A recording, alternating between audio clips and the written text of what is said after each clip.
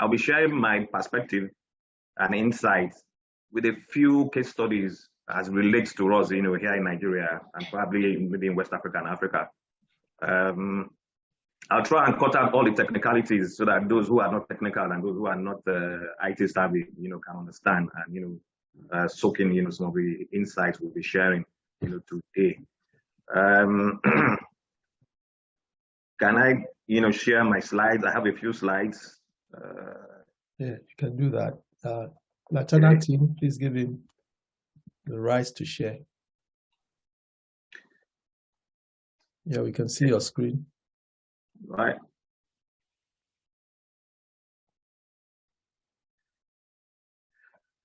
Okay, my presentation will be guided, by the following outline.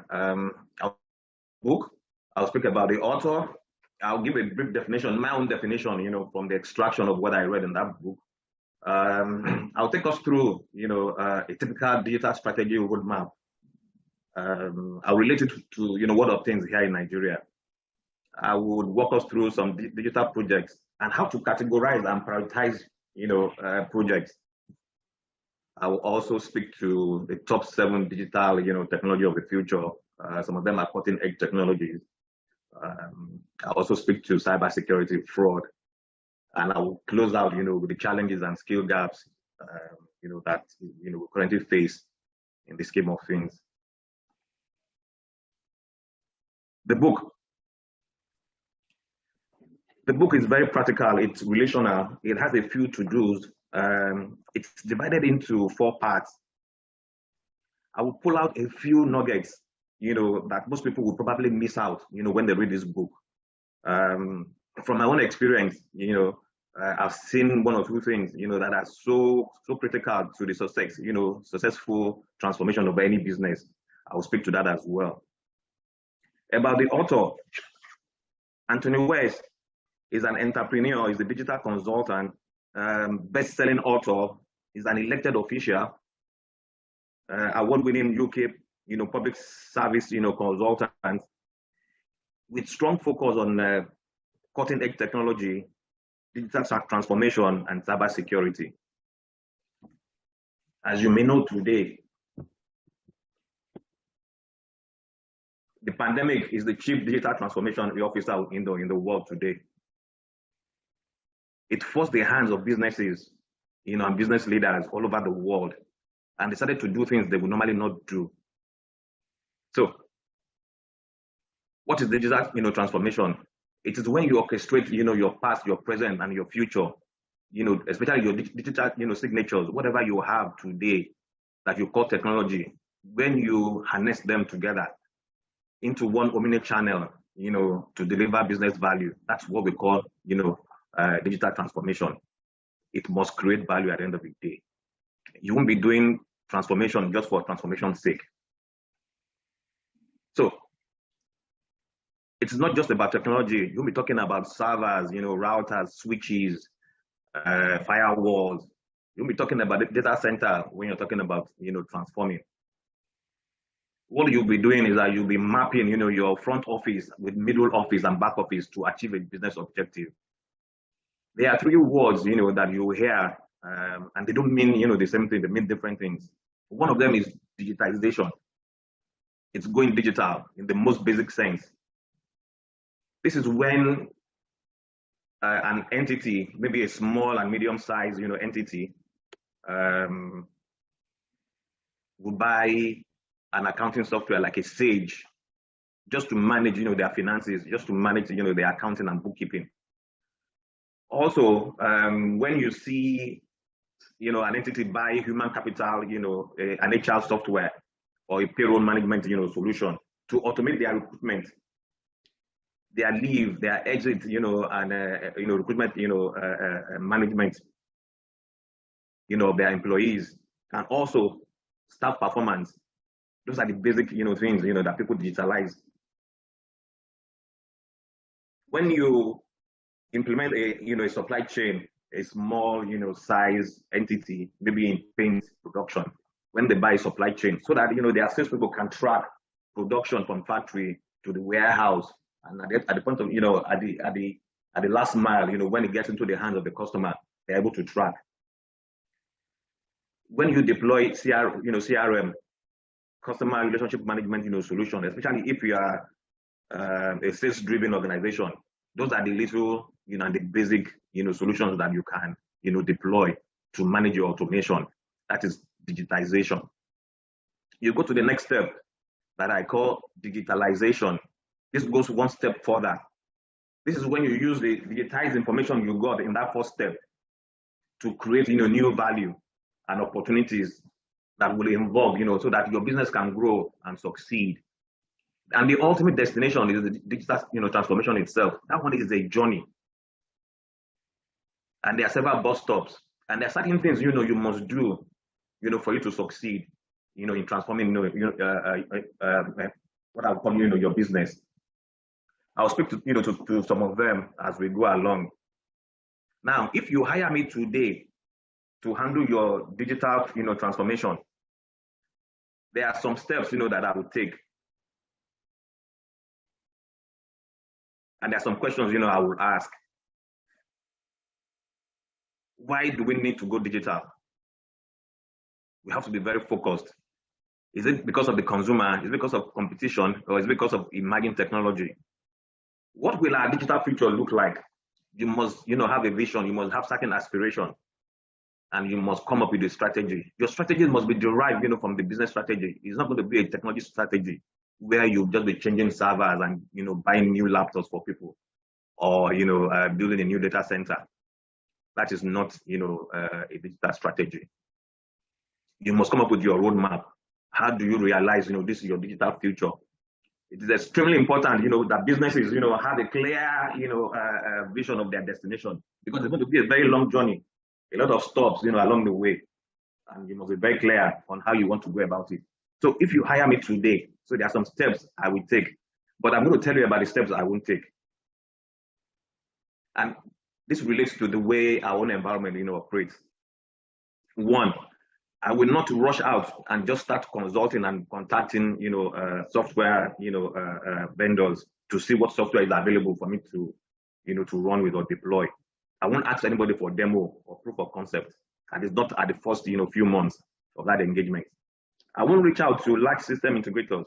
They are, they always have their own agenda, and they would, distract you, probably pressure you and pressure your board. At the end of the day, you take the wrong decision. I'm speaking from experience. I'm not talking about technology. I'm not talking about servers, network, protocols, or routers and switches and firewall. No, I won't do that. Another thing that I won't do, I will not contact biased parties like ERP consultants, or core banking or core solution, vendors. Instead, what will I do? I will focus, on the business objectives or the objective view of the business. And this was very clear in what the author, prescribed. He said, one, you must align, the why. You must define the business value of that, transformation you are, embarking on. You must prepare for cultural change. In fact, that's the biggest one. Because wherever you work, you have a lot of stakeholders. The bigger, the enterprise you work for, the bigger the problem, you will face. You must put, humans at the heart of everything. One, you must relate strongly with your head of HR, the chief risk management, officer, of wherever, you work. You must relate with him. You must collaborate. There are a lot of obstacles and hurdles that they will throw in your way because they don't understand, digital. So you must be very calm. You must be very firm, and you must be able to, collaborate and explain and take people through. You must walk them through, what your own vision and aspiration is, and carry them along, or else you will certainly, face, some hurdles and probably, fail at the end of the day. And one thing, that the author recommended, he said you must start small, but you must be very strategic. So you must jumpstart your transformation with one impactful, project that everybody in the company you work for or you are trying to digitize, everybody will see value right from day one. Then they start to trust you. Then you map out, your technology. Is at this, point number 4, that you start to engage, external parties and start to ask, what solution is out there, what solution will solve this problem. So you seek out, partners, seek out expertise, but not at that stage one, where you've not taken, briefs, from your stakeholders. So after doing that, then you need to gather feedbacks, to refine, and to now build and to perfect, aim for perfection, at this, stage number 6. Then at 7, when everybody is now comfortable, then you start to scale. So what are the key drivers? 1, customers, especially customer behavior and their preferences. You must, take that into cognizance. What are the new emerging technologies? Because some technologies are critical, and they are cutting edge, but they are not matured enough, at this point in time. Now, I'll give you an example. If you look back, way back 2005 and 2010, if you watch this American, series, Grey Anatomy, is a medical drama. You see all the doctors and all the health, care, staff there. They carry, devices, they carry iPads, and tablets. So way back, we're talking about 15 years ago. Those are in the thoughts of people that this is what, hospitals should look like. But because those technologies are not matured in this part of the world, we have not, imbibed them. So you must look at growth opportunities in the new market. What are your regulators saying?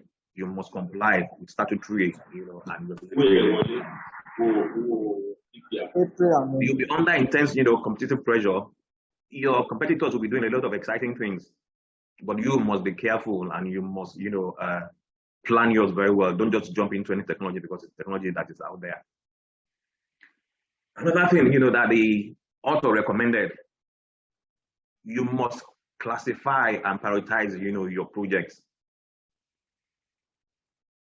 Very clearly, he says, number 1, you must take, those projects that are profit making. You focus on those ones that are statutory and regulatory, so that you don't, fall foul of the regulators and they don't come after you. The next after that, you take those ones that are, very innovative. You partner with those who already have that, technology, so that you are not building anything, from the scratch. And anything that has to do with, service efficiency, he says you should take that, as your number 4. Then every other thing, will come after. With this classification and this buckets, you are, sure to succeed because you move smarter, you would work faster, and you will be better off, at the end of the day. Now, in the scheme of things today, there are digital actors and players, and they come in different, formats.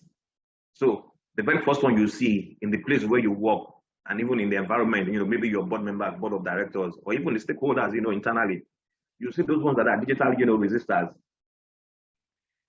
Now, as far as they are concerned, the business is not, is not aligned, to their own objectives. It won't bring money. Today, if you ask, an investor, would they rather invest in capital,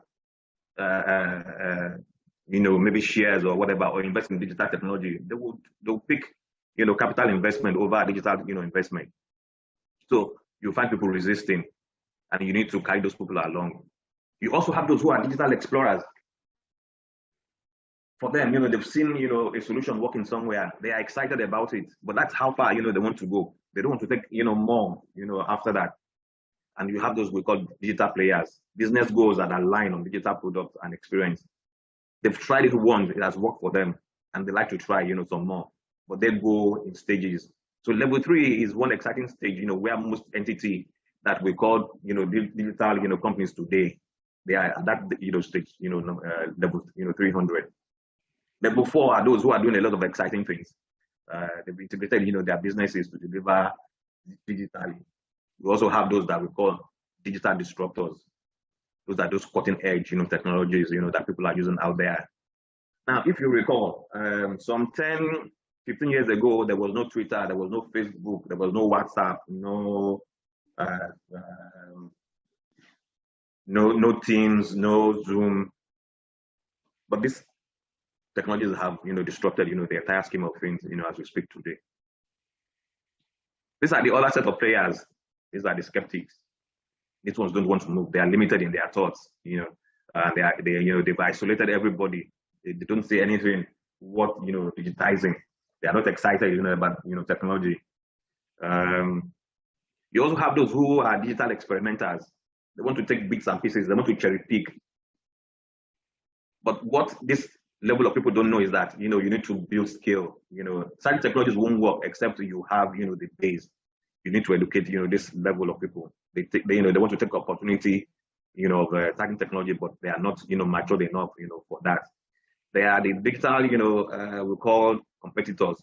These ones, they want to compete. They seek top-down culture, changes for transformation goals.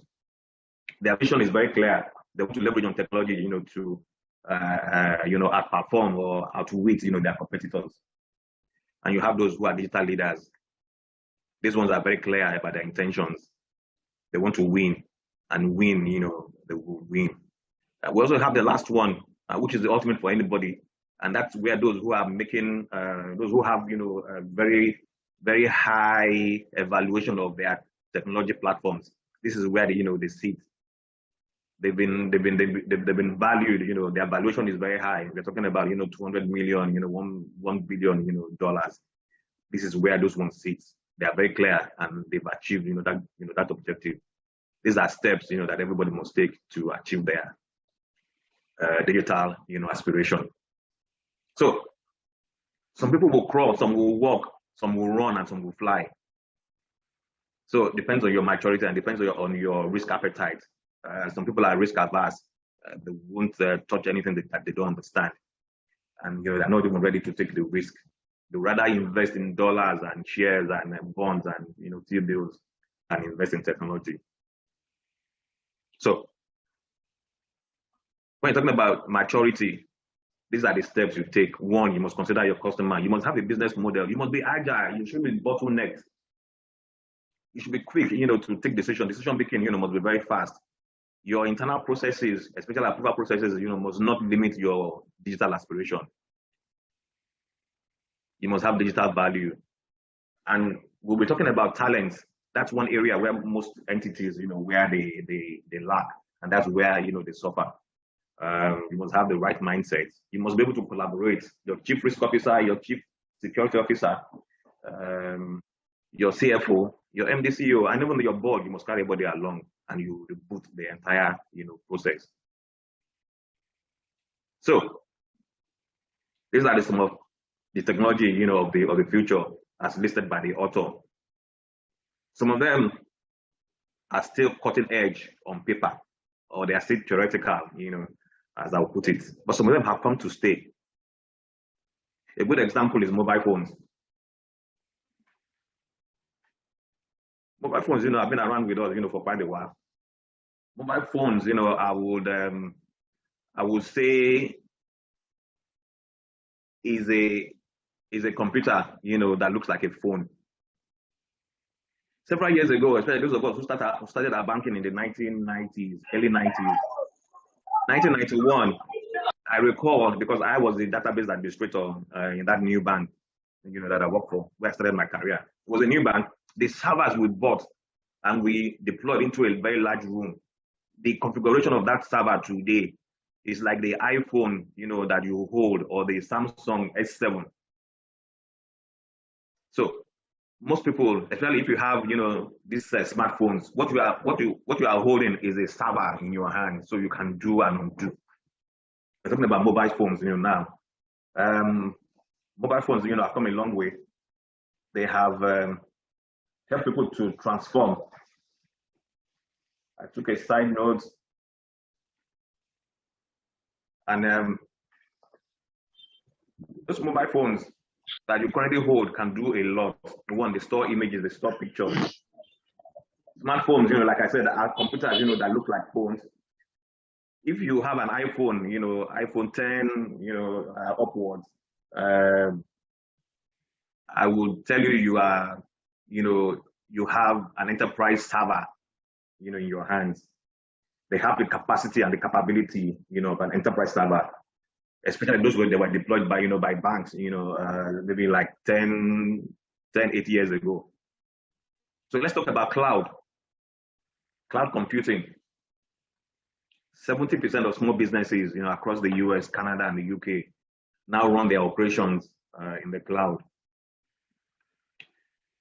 Let me quickly take you to that. So what do we have? We now have the public cloud, we have the private cloud, and we have the hybrid. What benefit do they bring? It's scalable, it's reliable, it's inexpensive, it's location independent. Wherever you are in the world, you can dial into your application. We also have the private, cloud. This, if you are very, very skittish, about security, this is where we play. It's scalable, it's secure, it's flexible, and you have greater control. You control, your own destiny here, and you can have a combination of that, both public and private, where you have what I call the hybrid. That's scalable, it's secure, it's flexible, and it's very cost effective.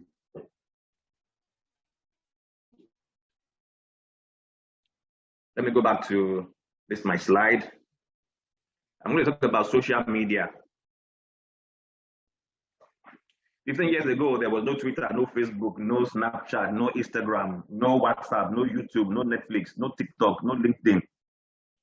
But today, because of the availability of these things, and these things are widespread, what are we, seeing, today? People are putting their entire information and life onto the public domain via social media. Information such as, family details, marriage plans, banking details, photos and images, people are just posting, into the public domain. People are very quick, to share expensive things that they own or they plan to acquire. So people are putting too much information, out there. Marriages, children starting school, even those who are planning to, divorce, you put it there first, and their partner will be, won't get to know. The public domain will be the first to know. Grandpas and grandmas are also not doing badly with social media. Some of them are seeking romance. Those who are widowed are going to social media. They're going to the internet to, to seek for romance. Go to dating sites, and most are getting into trouble. And some people are finding, joy, but most of them are getting into trouble. Social media is playing a major role in the life of people.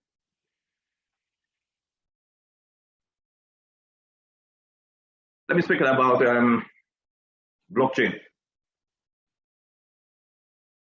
Blockchain is the core of the crypto industry. Nigerians, are the most crypto curious human beings, in the world today. Even though, the government has banned, the use of crypto, but we still see people, investing in cryptos. Their investment, is quite large. So people are looking at, from the window, and they're doing a lot of exciting things, with crypto. Blockchain, like I said, is the core of the crypto industry. It's a decentralized ledger of all transactions that cross what I would call peer-to-peer, network. I'll try to give you a layman definition or describe, what that blockchain technology, the way it operates. Say, for instance, if I send you a text or a chat or a Word document or a picture, right now, I will still keep a copy, and you will have a copy. Now, when we're talking about real estate, talking about payment and transfers, especially, cross-border, transfers, blockchain will play a major role, and it's very likely it will disrupt, the entire, banking system in those areas. One, immediately, I move something to you, I no longer have it, and the entire world will know that I no longer hold, that. Say, for instance, I'm trying to sell my car or my property, to you. Immediately, I present you with those documents, you no longer have them. So there's no way you can, be dubious and you go sell to somebody else. The same thing with, what we call agents, today, rent agents, those caretakers or people who collect money, from several, prospective, tenants and don't give them the property. Immediately, you release, your property to somebody, you no longer have rights, to that property. The same thing if you are doing transfers of jewelry. You are buying diamonds, you are buying any other valuables. Immediately you move it, that valuable no longer belongs to you. It's no longer in your possession. That technology is very valuable in the real estate, transaction, in donations and trustees, type of transactions, whereby transparency is very key. People must know what you have done and what you're about to do.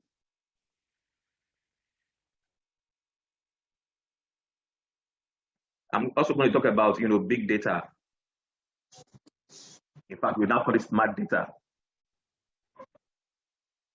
What does it allow you to do today? It gives you market knowledge. A lot of companies have a lot of legacy data. And one of those companies are insurance companies. Insurance companies, most of them have been around for a while, and they have a lot of data. Those data, are not valuable or are not in useful formats. Why? Because they, gathered them, a long time ago. But with big data, and you analyze those, data via analytics. You improve the strategy and the pricing. You control online reputation with this data. You're able to cross-sell, because the data you have, you develop new products, to serve, different segments, of the industry or different segments, in your company. A good example, that I'll give you today, say for instance, in an insurance company where they have, data, one arm of the insurance company is doing HMO, the other one is doing life, another one is doing general insurance, the third one is doing motor, another one is handling, mutual funds or asset management. Those data are always in silos. But with this big data analytics, you harness, those data into one bucket, and you're able to pick, and you remove duplication, and you're able to, serve your customers. It gives, your employees, freedom to do other things, and it increases your efficiency, and it will increase your sales because you're able to, sell across. So these are the demand, for big data analytics. As I've explained, you acquire and you go and retain your customers.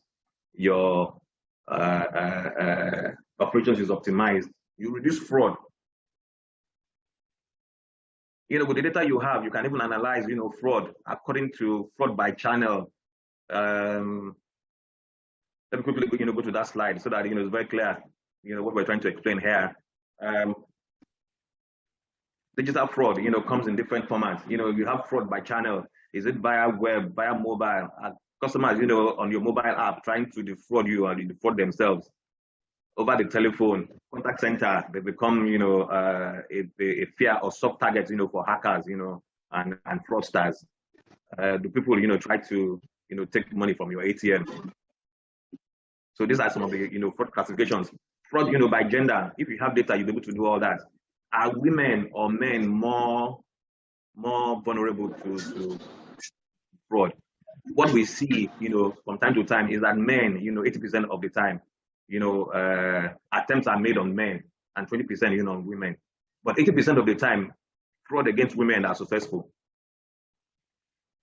Why? Because women, they are a lot more trusting, even though the attempts on them, are limited. But the few attempts on them, tend to be successful. So that's why you see more, women, going to banking hall, to make trouble. And look, my account has been hacked.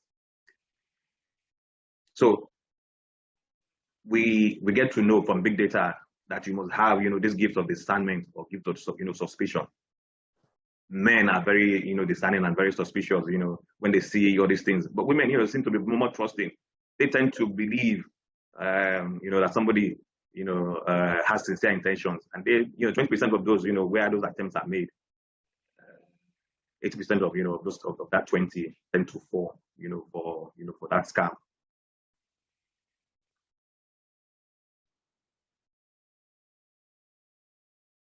So I will speak to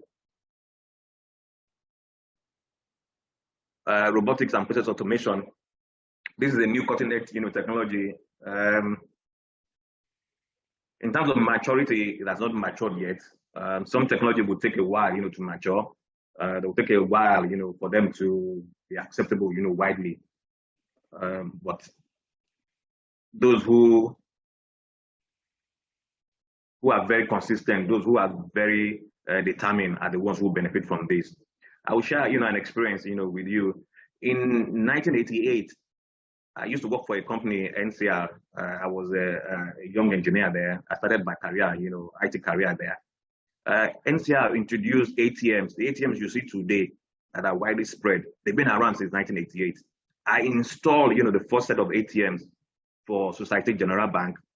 I recall, way back then that Dr. Saraki, Bukola Saraki, who later became the Senate president, was actually probably the chief operating officer then. But that technology did not mature until 12 years after. So a few banks, dabbled into ATMs then, but they never got the benefits because ATM, did not become widespread until maybe 2002, and thereafter, where banks started, to now buy, in large quantity. Now, two things happened. Probably is a happy coincidence or a hat trick, of events. One, that was when government policy favored, the use of ATM. So certain things will happen in the life of some of these technologies, that will make them become widespread, in terms of their usage. And some of them will never see the light of day. So in 1988, when we installed, those first, set of ATMs, First Bank, Societe Generale Bank, and another bank, Equity Bank, in Kingsway building there, those technologies, were probably a waste of money at that point in time. So those were the set of people that I said, these are people who want to disrupt the system. But time and chance for those technology, didn't happen, for them. At the end of the day, those who benefited from that technology are the banks, that we have today. Those who invested heavily way back then did not. Camera. Another example is sorry, it's in the carton. In that 1988, 1990, 1991, a few companies, were into card production. This, card that people carry, ATM cards, the Vibe, the MasterCard, and the Visa. That company was called Burofax, 1988, 1989. That company, did not benefit from it. But they were the pioneers because that technology had not matured, at that point in time. Who are those benefiting from it now? Secure ID, InterSwitch, Charms. Those are the people producing those cards, those cards, now. And they are doing it, in a very, large quantity, critical mass, I'll call it. But those who are actually, pioneering those technology, didn't benefit from it. So certain technologies we'll talk about here, it's all about time and chance, as they say in the scriptures. Some of them will find, fulfillment. Some of them will manifest, in certain ways, but some of them will never see the light of day. They'll just be there. Maybe their time has not come. So these are the benefits of robotics. It assists you, low technical barriers. You don't need to know about how to code.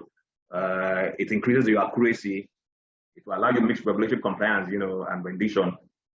It will interrupt, your work because it will be working on its own 24/7. It's automated. It's like a robot. Places like a national grid, where our system grid is always collapsing, almost every day now. A technology like this will assist them. System remains in place when people have gone to sleep. During holidays, nobody is looking after it. It will look after itself. It will increase, your productivity depending on the enterprise, you manage or run. I'm going to be rounding off, I'll be talking about, cyber security, cyber attacks. I'll speak to ransomware, and one or two other items here, then I will give the floor, to the moderator. Cyber security today, as we see it, ransomware is currently the hottest topic in the world today. Before, banks used to be the target, but now these bad actors have moved away from banks because banks have now fortified themselves. They bought very expensive, solutions, to protect themselves and fortify, themselves, buying very expensive firewalls, and switches and routers that are very intelligent, and is protecting the banks. So they moved away from the banks and started looking for soft targets, like insurance companies, like healthcare facilities. After doing that, they now move on to small and medium enterprises. Now you get, attempts even on your phone. So individuals too are targets. Military facilities have become, soft targets for them as well. And ransomware is the scourge of the internet, as we speak today. Cybercrime is no longer, a hobby, but big business. In the year 2019, before COVID, those states wanted to set up, what I'll call hackathon, for their youngsters. And we were asked to assist, one enterprise, that I was working for then. What did we see? The entire set of young people, that came out and participated in that hackathon were, the Yahoo boys. So in certain, places, like Ondo State, Ogun State, Edo State, these are the young, talents, that come out. They are Yahoo boys, and they're the ones, raising their hands to say, we want to participate in this hackathon. So how do we change the culture? Because these young guys, they are very savvy. They understand, the technology. They know about everything, that I mentioned here. They know how it works. They know how it operates. So they've been learning, on their own. They've been doing self-studies, but they've been, directing their energy on the wrong path. They become bad actors. How do you convert those set of people into good actors? So the biggest threat to mobile, banking and mobile payment today is SIM swap. These youngsters, they know how that technology works. They are smarter, than some of the chief digital officers, that we have around today. So we now know that fraudsters and scammers are setting up free Wi-Fi's at airports, in hotels. When you go to shopping malls today and you are quick, to connect to any free Wi-Fi, you probably run into trouble. When you go to restaurants and you're looking for free Wi-Fi, those fraudsters, they've set up those, free Wi-Fi's for you, and they will harvest, your financial data and any valuable data, that you have. Probably hack into your, system and, take away all your pictures. Anytime your device is connected to this free Wi-Fi, you become very vulnerable. We have man-in-the-middle attack. We have a lot of, these attacks. I've spoken to fraud. Let me quickly round off, with what are the attributes of a digital leader. As the author described it, he said, for you to become a digital leader, you must be master, at networking. You must not shy away from taking risks. You must learn to re-image and reimagine, and experiment, yourselves. You must have a strong vision and aspiration. You must think, beyond the industry boundaries. You must be forward-looking. Nothing should hold you back. And you must have some, very strong set of curiosity about anything that is new. You must be able to test. And you must be able to lead teams, in the area. So you must not lead by fear. Leadership is not by fear, but leadership by courage. And you must learn to collaborate. Finally, what are the top challenges that we face in the digital space? If you look at the bottom, the one that I cycled in red, skills, internal skills are the biggest problem we face, and lack of clear vision. Depending on who your investor is, are they digitally savvy? Do they understand? Do they have the same aspiration as you do when trying to build some of these things?